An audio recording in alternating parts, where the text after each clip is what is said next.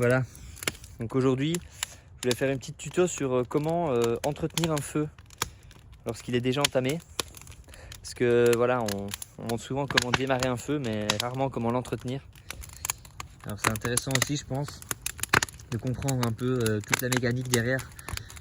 Donc ce qui est intéressant de savoir, c'est que bon, généralement on va chercher la forme pyramidale. Voilà, ce qui permet vraiment d'amener de l'air au milieu et de faire tout partir en couille, quoi. Ça part vraiment en couille, et le plus ça part en couille, le mieux c'est. C'est ce qu'on cherche dans un feu, c'est vraiment, comme on dit, hein, les feux de l'amour, les feux, le feu de Dieu, le feu en soi, le feu de vivre. Voilà, donc c'est-à-dire que c'est un sentiment très, très fort, c'est une intensité qu'on cherche.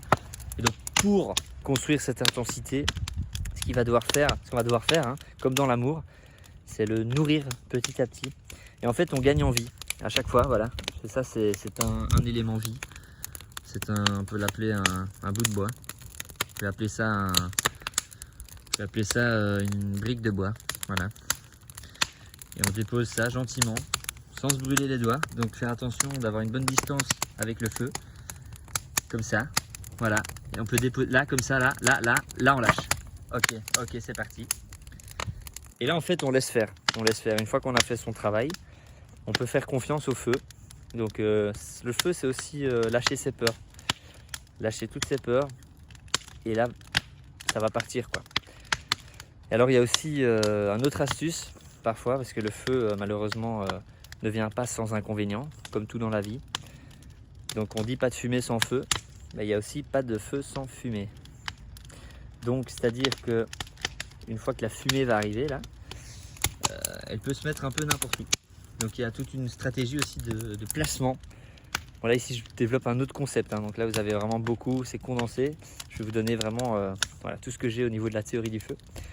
C'est-à-dire qu'il y aura une stratégie de placement autour du feu pour éviter, de se faire brûler, toujours la première règle, on ne veut pas cramer, parce que avec le feu on se brûle les ailes aussi. Et alors de pouvoir vraiment éviter de se prendre la fumée dans la gueule. Il n'y a rien de plus désagréable que d'avoir de la fumée là qui tu commences à pleurer, à chialer pour rien là, et c'est très désagréable. Tu sais plus rien voir. Voilà, si tu as une brochette en main, elle peut cramer, que tu verras rien. Donc non, vraiment éviter ça. Donc l'idée là, c'est vraiment d'incanter, on va dire, la théorie du chat noir.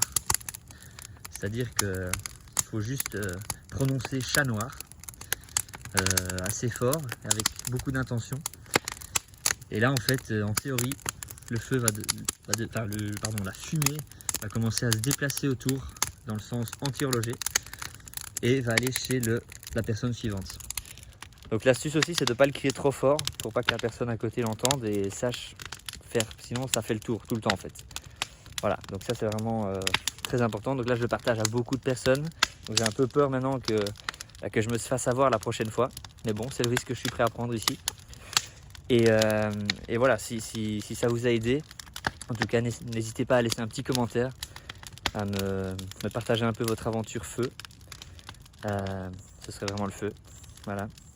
Il y a des jeux de mots aussi avec le feu, c'est vraiment assez incroyable. Nul aussi, hein, mais oh punaise, voilà. Là, chat noir. Chat noir. Vous voyez,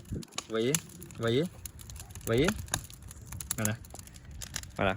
Bon, plus rien à dire, hein.